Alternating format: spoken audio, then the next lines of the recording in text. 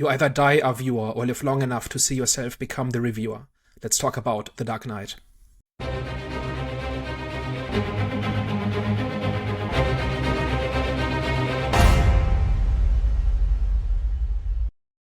Hello, everyone. Welcome back. We are back, the Eye of the Storm podcast. So, Daniel, can you please let the people know what we are going to be discussing or debating about today? So this is Superhero Hall of Fame, in which we talk about our favorite superhero movies and try to find the best movies the genre has to offer. Last time we talked about Batman Begins, and this time we're talking about The Dark Knight from 2008, which is widely viewed as the best of the trilogy by many people, if not outright one of the best superhero movies of all time. So my take on this is that where Batman Begins is one of the best origin stories and one of the best in terms of theme, this is one of the best sequels. And obviously it has the legendary performance of Heath Ledger as the Joker in it, which by itself has made it one of the best superhero movies of all time in the eyes of many people. What's your overall impression? I can agree that it was definitely one of the best sequels in terms of the superhero genre that I've seen. I think I enjoyed this more than actually Batman Begins because I think it was more my speed when it comes to the tone of it. Like it felt very dark. I saw more of Batman's vulnerabilities in this movie and more was at stake, so it was more enjoyable to watch him. So overall I had a better experience with this movie than I did with the Batman Begins. So what I think makes this like an ideal sequel is that we see Batman kind of having really settled into his persona and his role as Batman, right? So we're seeing like a certain routine to his job. We're seeing the impact it's had on the criminal world. We're seeing the mob kind of in hiding and on the defensive, and we're seeing the emergence of costumed criminals, right? Scarecrow makes an appearance. The Joker in that bank heist scene, which I think is one of the greatest sequences in any Batman movie. Like it's just so pitch perfect. What about it was like standoutish for you? So it's this whole, like, first of all, just the way it is, like the way we see the entire steps of it, how it's planned out, and how, which is kind of ironic because for somebody who apparently has no plan, he's really good at planning. Yeah. Right? Like this entire heist is really planned through from beginning to end.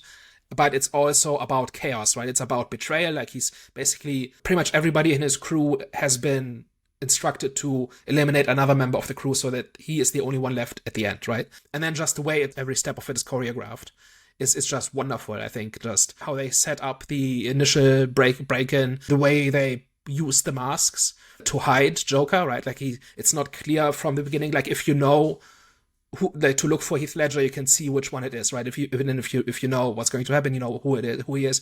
But the boss is just hiding among them, and he's using that mask for that effect, right? And he set things up so that he will be the only one left standing. And then we see kind of this banker who is working for the mob, still terrified of his old boss, not having realized how the new world has changed, and he's completely out of his depth, right? He thinks he's prepared to deal with a bunch of guys with guns, but he's not prepared to, like, a complete maniac like the Joker is, right? And then it ends with this really bizarre, like, absurd shot where the school bus pulls out of the bank and just neatly slides into this procession of school buses. So the Joker has planned this down to the second to make his getaway, right? Again, for somebody who's supposedly an agent of chaos, very, very structured and very, very neat, right? So that entire sequence just sets the tone really well. Like this is a step above what we saw in the previous movie. Yeah. And we see how formidable the Joker is as an adversary, right? Because this scene tells us a lot about who he is, right? Like that he is kind of running circuits around everybody else, and that gets reinforced at a couple of different places, like the famous pencil trick. And I would distinctly remember in 2008 watching that scene and the entire audience flinching. Like that was really effective. It also combines a whole bunch of different things, right? So it shows how brutal he is. It shows how far above the mobsters he is. And it's a sick joke, right? Because the Joker is not supposed to be funny. The Joker is supposed to use the trappings of a joke for cruelty. And so making a pencil disappear in somebody's eye socket is that, right? It kind of shows as well, like, obviously how erratic he is, like, in his character, and especially when it comes to, like, his planning and execution for things. Because I kind of understood, but at first when he said he's someone that doesn't have a plan, That's what he I was says. like, Yeah, I was like, how is that so? With everything that you do is done with precision and structure. Like, do you know what I'm saying? But then I kind of like understood at the same time because he's very erratic with the things that he does, right? And he's like someone he reminds me of like, Jack Sparrow. Like Jack Hmm. Sparrow is very like he acts dumb and he acts like he's like a madman, but he still ends up in the right places and ends up like he always has like a plan if that makes sense, but it's not really a plan. It's like he makes it, and it was kind of like with the whole pencil trick. Like it was very unexpected. The way that he kind of like presents himself is as if he made like it just came to his mind. Is okay, let me do this if that makes sense. So it's Hmm. very erratic. It's very like just like that scene there. It was like oh, okay, yeah, yeah. It was a very like it was a good way of showing his personality and his character. Batman, someone that plans as well. He's the opposite, but he's the same at the same time. It's just it's weird. It was Yeah. great. So we've escalated things. We've upped the ante. We've made the villains from the first one obsolete, right? So there's one way in which it's a sequel, and then like it begins with a routine. We kind of see Batman's everyday work, but then he has multiple dark moments throughout the movie, right? Like there are scenes where he grapples with the consequences of what he's doing, and that where he needs pep talks from Alfred and things like that, right? So putting the hero at his lowest point in the middle of a trilogy is kind of where that goes, right? Like the purpose of the middle part of a trilogy is to put the hero through the ringer and show them at their lowest, so that they can then overcome that and then become like the triumph is more impactful when it happens in the third part, right? So it kind of does everything that a sequel is meant to, but it then also is thematically completely different from Batman Begins, right? So this is not a rehash. This is not more Batman, right? This is a completely it tells like a story that follow it. It kind of sequels can kind of do two different things. They can either continue the story or they can refine the formula, right? So if you have a series of movies or a series of stories, that's kind of the two ways in which you can make more, right? And this chooses to advance the story by showing us, okay, we saw Batman finding himself and becoming Batman in the first one. Now what happens now that he is Batman, right?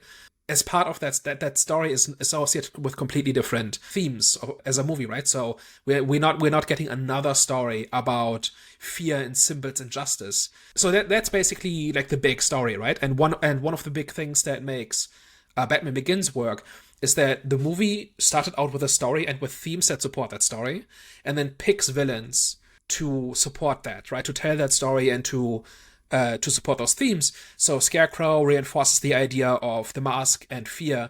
Ra's al Ghul is ties into fear, but also into justice. And Falcone, keep always getting Falcone and Maroni confused. I think it's Falcone. He's kind of what made Gotham bad, and he is who Batman has to overcome to get to the real villains, right? So by defeating Falcone, we see that Batman is having an impact, right? And here it's completely different. Here we have the Joker, who is kind of this mirror image of Batman in many ways, right? Where Batman is stoic, the Joker is loud. Where Batman is structured, the Joker is chaotic. Where Batman tries to bring out the best in people, the Joker tries to bring out the worst in people. So on that level, the Joker is the perfect foil for a Batman who is fully realized, who is in his stride. And then we have Two-Face. Like for a long time, I thought, why, like, isn't it lame to have Harvey Dent in a movie and then have him turn into Two-Face towards the end and then kill him immediately? Like the Was late? first for a while, I thought, should we have gotten a Two-Face story at some point, right? And he Oh just no. says a few things about chance and fate and Yeah, yeah, justice, and then he's dead. yeah, yeah. But like over time, I've come to appreciate just how good it is because Two-Face is the example of what happens when the Joker wins, right? Because Harvey Dent was a good man who was genuinely having a good impact on Gotham, and he was genuinely making progress. And had he lived, he would have had probably more impact than Batman, right? As the good, uncorruptible district attorney, the savior of Gotham, and all of this. And then they bet everything on Harvey Dent, right? And then he falls. And then what? The answer to that is that we have to cut our losses by lying about what happened to Harvey Dent. And Batman, as a symbol, can take the blame for that. So over time, I've come to appreciate just what Two-Face does for this, because this is basically about this whole one bad, like the Joker's whole thing is one bad day can turn you into a monster. And this is exactly what happened to Harvey Dent. And Gotham is so far gone that one person stumbling is a disaster. So, and it's so bad that the remaining good people, like in the real world, there would be 5 other district attorneys who can take the job, right? Like you can kill as many as you want. If you like organized crime or terrorists or something, you can kill as many politicians as you want. You can kill as many police officers and as many judges as you want. There's always more. And that is why kind of the system always wins in the end. Like that is why like terrorism is not an effective tactic in that sense. You cannot simply kill all the good people, right? Because there's always more. And here, Gotham is in such a bad state that they bet everything on Harvey Dent, and then the Joker succeeded in providing one bad day to Harvey Dent, and Harvey Dent turned into a complete monster. Wait, why? But why didn't they just say that the Joker killed Two-Face rather than Batman just put it onto himself? That's a good question. So I'm not entirely sure who knew what, like towards the end. So I think Two-Face committed some crimes after the Joker had been eliminated. And so somebody needed to have committed those crimes, right? So the Joker was already out of the picture at that point. Yeah, but the Joker was still committing crimes while he was arrested. So they could have literally just easily shaped it out, like made it out to make it seem like the Joker was still responsible for it, for his people. So like I understood, like in terms of like for the story, I understood why they made Batman like to be the villain. But at the same time, it's like in reality, because firstly, it was a great setup for the third Batman. But like if you think about it, it's like you guys could have just made it still. You could have still blamed the Joker, and you know what I'm saying? Yeah. Because they did it with obviously Two-Face when they made it seem like he was Batman. They just did that for deception to try and deceive the Joker.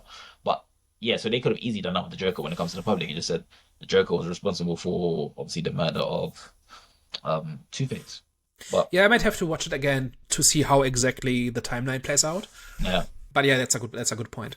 So the entire movie is basically just the Joker trying to prove his point, right? And trying to corrupt different people, right? And he succeeds with Harvey Dent, and he tries to do it with Batman. And then the rest of the movie is basically the Joker setting up situations to kind of prove his point, to get people to prove his point for him. Like there's this famous ferry scene, right, where you have 2 ferries that are trying to evacuate Gotham. One of them is carrying convicts from the prison, and one is carrying just regular civilians. And he has bombs on each one, and the detonators for each one are on the other boat. And he basically tells them whoever of you presses the button first lives. And there's this very tense standoff scene where where it cuts back and forth between those 2 different groups of people kind of essentially arguing what to do about it. And I think that's one of those classic scenes as well. That was a very that was a great scene, especially because I love Dilemma, right? That was a great scene. However, I do definitely see the realism in it. However, in reality, I'm pretty sure the civilians would twist that key and bomb the prisoners. That's a bit. I was like, I'm not trying to nitpick. You could say that's nitpicking. I was like, that's not really. I understand there's definitely going to be, internal conflict that's shown. However, I'm pretty sure you put civilians and prisoners in that situation, the civilians are gonna bomb the prisoners straight away. Prisoners, I don't know. I'm not too sure. A lot of people on that boat wouldn't think twice. But yeah, that was definitely a great scene, especially when it comes to that internal conflict. That showed me how, yes, evil, but it just showed me how powerful the Joker was in terms of what he did was just so. He does very simple things, right? Yeah, he basically just says, "Hey, I've got a bomb," and one of the ways in which it causes chaos is he plants bombs in hospitals, and now everybody with a relative in a hospital is vulnerable to him, right? Because he can just say, "If you do what I want, then I'm going to spare your relative, and everybody else dies."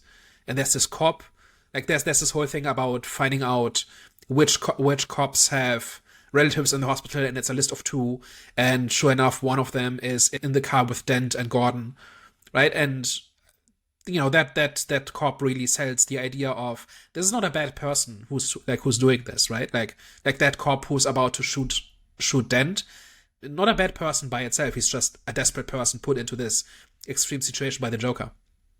And that's what I'm saying. And I was trying to say, and you're right. Like he'll have like something so simple, a weapon that's so simple, and he'll create like a moral dilemma situation out of it, But it's not even just about killing people, it's about teaching a lesson as getting well. them to do his work for him. Sure. Right? That's something as simple as give me the Batman or one person dies every day. And as well, and it's like he's teaching a lesson as well. Yeah. There's layers to what he does, a Yeah. lot of layers to what he does. So that kind of makes him like a fucking crazy, like evil genius. Yeah, like this whole thing about I'm just a dog chasing cars and I don't know if I would do if I ever caught one. I think that's bullshit. I think he's BSing Dent in that scene because he's very clearly planning. I think he means as in because he's so erratic. I think what he means as he doesn't know how he would respond. I think the context of that is basically, do I look like a guy with a plan? That's the whole basis of that conversation, right? And he basically just presents himself as just doing random stuff, just to make him seem more like unpredictable. But that's his thing though. Like he's like the king of deception. Even when he told Batman, "Oh, this is where you'll find what's her name? Rachel. Rachel, and obviously this is where you find the DA." In reality, it was the other way around. So Yeah. you know what I'm saying. So that if that he most likely he's lying about that. It just adds on to obviously him deceiving whoever he's deceiving. Yeah. Is it okay for like characters to lie in that type of situation? Because if they're saying one thing, but they're kind of like, I understand characters lie, that's fine. But I mean, in that type of situation, it's like he's forcing a message that he doesn't plan. However, what he does contradicts that. So Yeah. would you say would someone say that that's lazy writing, or would they say that no, that's actually is okay because it reinforces one of his like main like attributes, which is deception when it comes to Well, he has obviously. reasons for lying, right? He's presenting Yeah. himself as something he's not, and he's wrapping himself into this mystique, right, of the Joker. Like there's another way of doing this is his multiple choice origin story, right, where every time he tells people how he got the scars, it's a Yeah. different story. Yeah, And so yeah.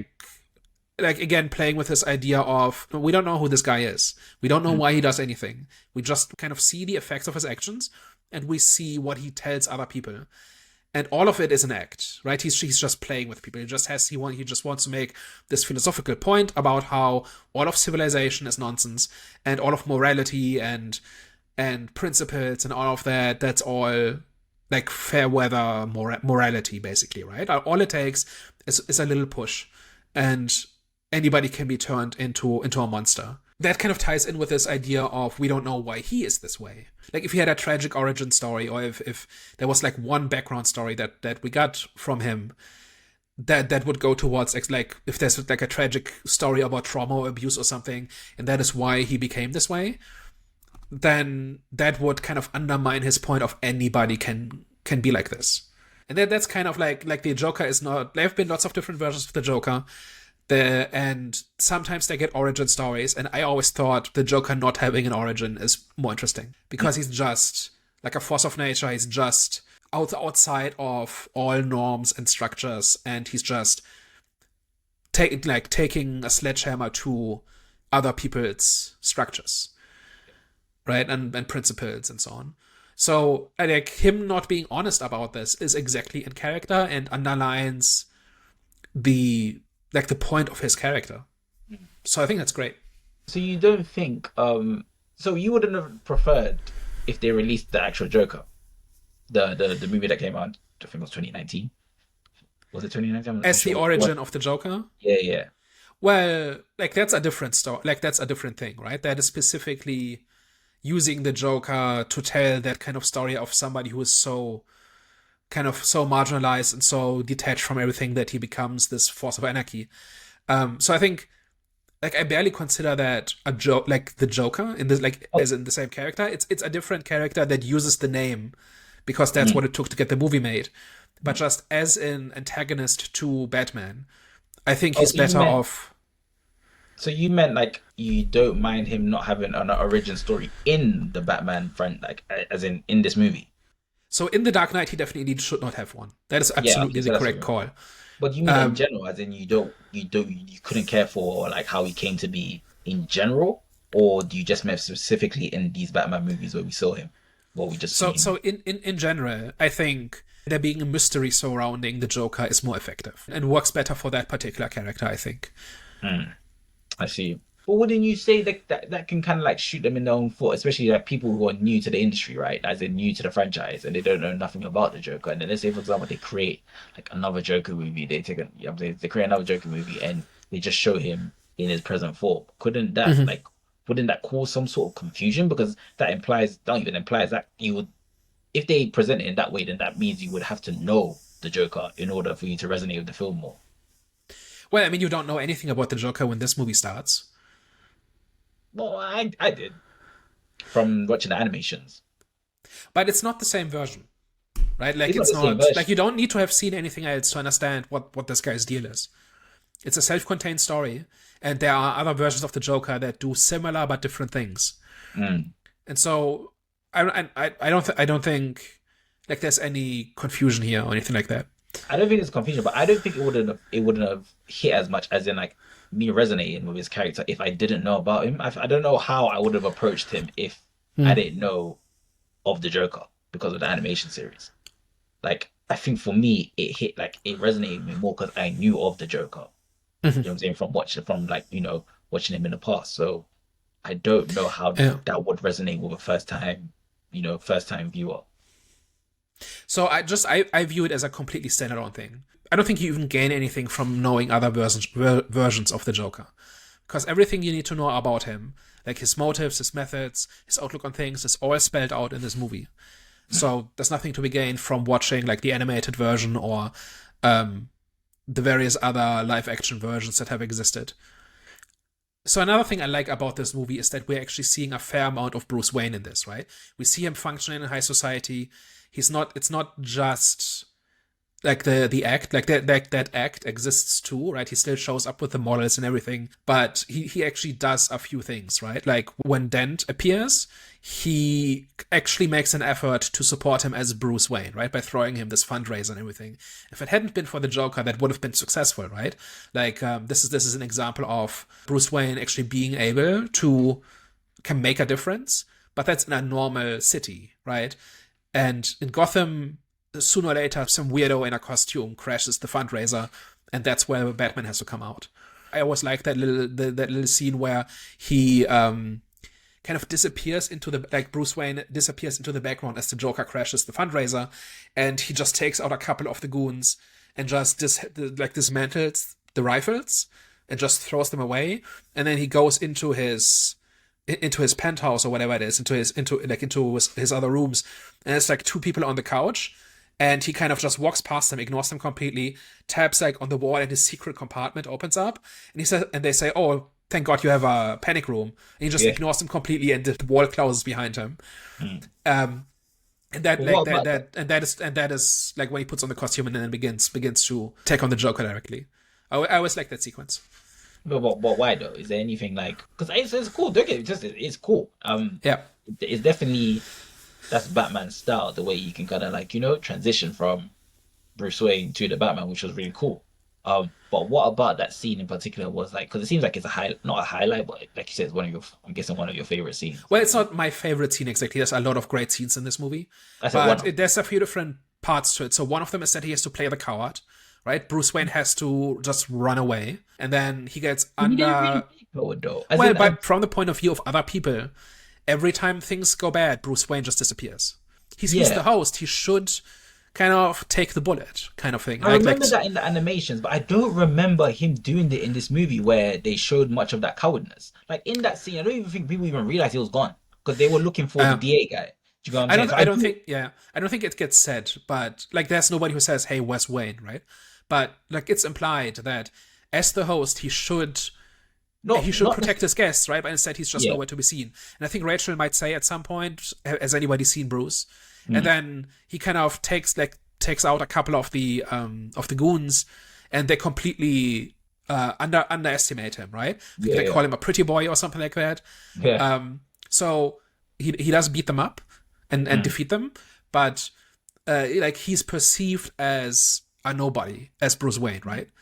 And then But that's where I He would have to disagree though, because I don't necessarily think it has to be said. No, no, no. But it kind of has to kind of like be shown that his presence. It has to kind of be shown that the people realize that his presence is not there.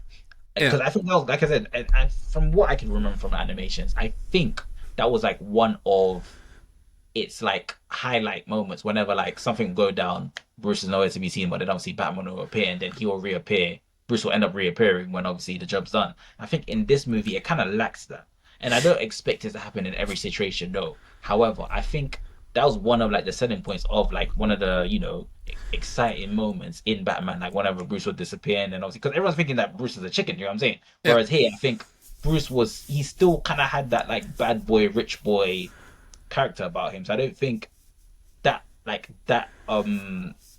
element to this Batman movie was shown in terms of him like people thinking like underestimating him. So this is a movie, not a series, right? So there's fewer opportunities to do it. Sure. Yeah, yeah, that's what I But thought. Yeah. but like this is one of them, right? Where they think he's hiding in his panic room, and and they want to join him, right? To be safe, right? Mm. Being essentially being the rich people locking themselves away from the danger, right? Like none of us have panic rooms, none of us can afford panic rooms, right?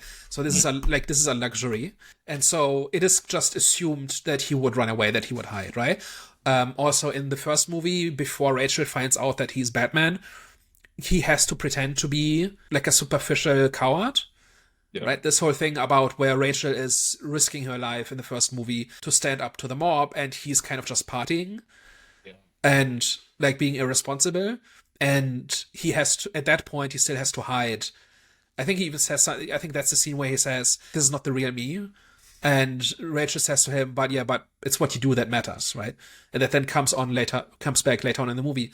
But also in The Dark Knight, there's that scene where the lawyer that or wants to reveal Batman's identity, he's being hunted by like people who have been like the Joker basically offers a bounty, right? And like all these different cops are after the guy, and Bruce Wayne kind of crashes his Lamborghini into the police car in order to foil that. And he plays the complete idiot. He even asks, "Hey, do you think I should go to the hospital?" And Gordon says, "You don't read the news much, do you?" Saying that all the hospitals are at that point being evacuated because it's a bomb threat. Yeah. Right? So he's just playing the idiot again. And so this is something like he has to have zero ego. Right? Like if he had any kind of pride or ego, this would hurt, right? But he just has to accept that the world thinks Bruce Wayne is a spoiled rich idiot, and secretly he's the hero, but he can never take credit for his heroism. Right? That is one of those little things, and like this is one of the scenes in which that is reinforced, but it's like it's not made a big deal out of. It just happens a couple of times throughout the movies. I don't remember if it happens in Dark Knight Rises, but at least in the first two, it happens in multiple occasions. And this whole thing about because of the mask, he cannot take credit for what he does. And That's a thing that keeps happening. I agree. That scene definitely reinforced it. I think my point was it should have kind of been made a big deal because that's just for Yeah. me my personal favorite moments. Is whenever it's just like the whole like the impressions that people have of him, and then obviously whenever he disappears, it's always conveniently during the time where it's danger, and then obviously Yeah.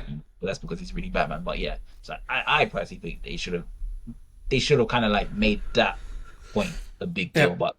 Of course, I do understand. I do agree. It is a movie, not a series, so you're gonna see less of that. So And considering it's two movies at this point, there's quite a few scenes where that point is made, right?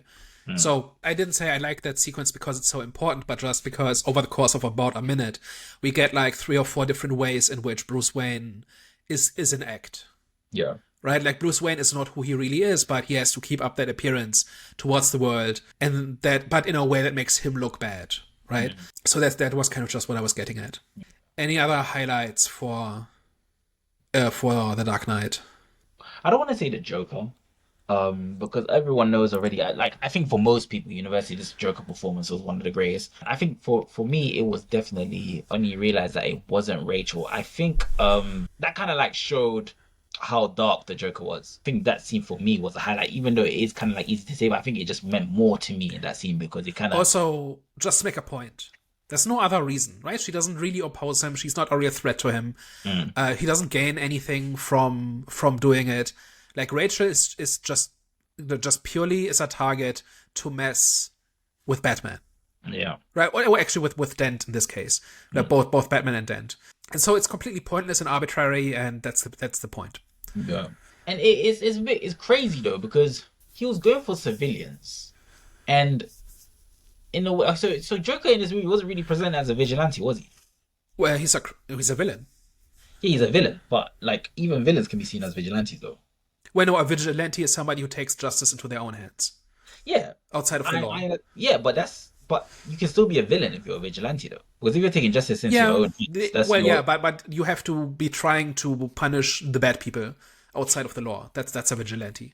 Yeah, and there are villains who do this, right? Who think this person, they're like, the system has failed me, so I need to take this into my own hands, and I need to make the people who the system will not punish pay. But that's not what Joker does, right? But that's what I'm trying to figure out. What exactly was it? I'm sure I've completely missed this. But what was his actual motivation besides revealing, like finding out who Batman was? In this movie, the Joker's goal, is to prove that the world is bad, that humanity is bad, that all it takes is one bad day to turn somebody into a villain. Okay. And Batman is all about the opposite. It's about being the example to inspire people to be better. And Dent is the person who is torn between those, right? Joker turns him into a villain by giving him that push, but also he was inspired by Batman to be a hero, right? To be the shining knight, contrasted with the Dark Knight, right? And who was supposed to save and fix Gotham, but through the system. And so Dent is the example of what Batman sets out in the first movie to inspire people to stand up for what's right and for justice and to fix the system by being like an anonymous example. And Harvey Dent is the person who answers that call. Harvey Dent is the person who has a real shot at doing this. And that is what makes him the target of the Joker. Because the Joker has to prove that this is false. The Joker has to prove that anybody can be turned evil and into a villain if you just nudge them in the right direction. And that is by ultimately what the Joker wants. And so Harvey Dent is really the answer to that question of, is humanity good or bad? And Harvey's answer is yes. So, like, yes, humanity is good, and yes, humanity is bad.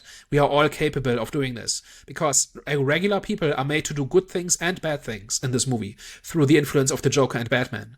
And Harvey Dent and Two-Face are kind of the purest example of this, right? He's not that important by himself, but he is a good person who was turned evil by the Joker's influence, but who was inspired to be good in the first place by Batman's example. So that is they're basically fighting for the soul of Gotham, and Harvey Dent is the example that is given. The movie ends essentially on saying this hope is so fragile that we cannot accept that the Joker ultimately is right, that anybody can be turned evil. We have to uphold the story that Harvey Dent was a good and pure person, because that will then inspire more people. But because that is pretty much the first real significant example of Gotham can be better. Gotham can produce good people who make a real difference. And the first thing that happened to him was he was turned into Two-Face. So that's ultimately what the movie's about, right? And that's ultimately what everything revolves around. And all the different antics of the Joker kind of go towards doing this, right? Turning good people bad.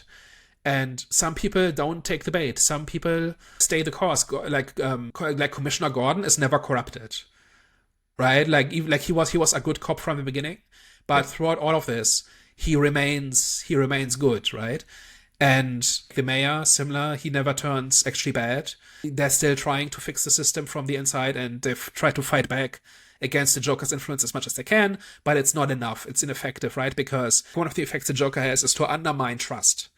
Right? Because anybody, not only could any cop be dirty, but any member of Gotham could be the next pawn of the Joker. So, and that's ultimately what this is all about, right? Okay. And on a personal level, we don't know what put him through this. He just arrived at this position for some reason and then set out to prove it, to the world.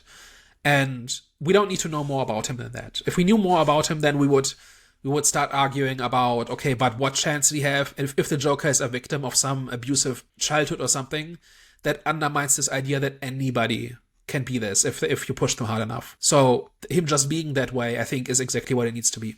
I keep forgetting that obviously the Joker movie is obviously a different version of the Joker, and obviously that's not So you're one of those people that studio executives are afraid of. Like, they always say, like, oh, we can't have two Batman in, like, two versions of the same character in different continuities because audiences will get confused. Yeah. So you're one of those? Not all the time. There are, like, for example, the different Batmans, right, that we've seen. I know that, like, obviously they're different Batmans. I know that, but I just with the Joker, I don't know. I just kind of like forgot that obviously this is a different version of the Joker. So like when the Joker's going, like I always used to think that the Joker from obviously the Batman movies, the Joker was like some sort of vigilante that still had some like empathy towards humanity, especially when it comes to people who are like him, like the little guys. But I keep forgetting that. Okay, that's just the exactly. Joaquin That's Phoenix like when he was version. killing all these people, I was thinking, damn, like you're like a real evil motherfucker. Like, what's going on? Where's like the empathy that you had towards the little guys? And I just forgot that. Wait, that's a whole completely different movie universe. Like, yeah. All right, to wrap up, we're not just talking about is this a good movie, but is this a good superhero movie? Yeah. Would you recommend this to somebody who does not know superhero movies and maybe is not convinced that there can be good movies? Now, I definitely recommend this one. It's definitely a good one. It's got everything that you need. It's dark, but it's fun. It's dark and it's fun, and it's filled with like moral dilemma. If you're that type of person that kind of like gets thrilled off that type of stuff, I definitely recommend this one. This one is, it's not like a super corny, cheesy type of superhero type of film. It's like a superhero film which has realism in it and a mixture of like fantasy. So yeah, I definitely recommend this one. Yeah, so I think this is just overall a great movie, just of any genre. Just I remember watching this with people who don't normally watch, like back when it came out in 2008. I watched it in the cinema with people who did not normally watch superhero movies. And I don't know how much they liked it, but I think they respected it as a real movie. Because there's like a lot going on. It's a very typical Nolan movie as well, where it's very plotty, it's very technical. There's lots of details to keep track of, lots of events happening in rapid succession. But I actually think this movie best works on the thematic level of, in the first movie, we established why somebody would want to be Batman. And now we see what happens to a city when they actually depend on a vigilante, right? Where the city cannot function without Batman. In this movie, right? Because it's pure chaos without him. And we didn't even go into this whole surveillance thing where he basically crosses the ethical line.